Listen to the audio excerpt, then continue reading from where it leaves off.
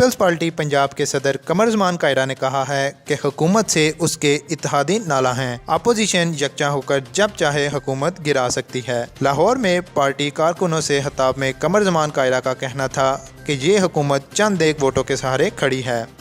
COD के उसी असूल के ऊपर जो तय उन्होंने कर रखे हैं उस पर खड़े होकर पाकिस्तान के आज के चैलेंजेस को देखेंगे और उसकी बेहतरी के रास्ते के लिए सब जमातों को इकट्ठे होकर एक नुक्ता नजर तय करने की बात करेंगे। इस पे बाय एंड लार्ज हमारा इत्तेफाक हुआ है।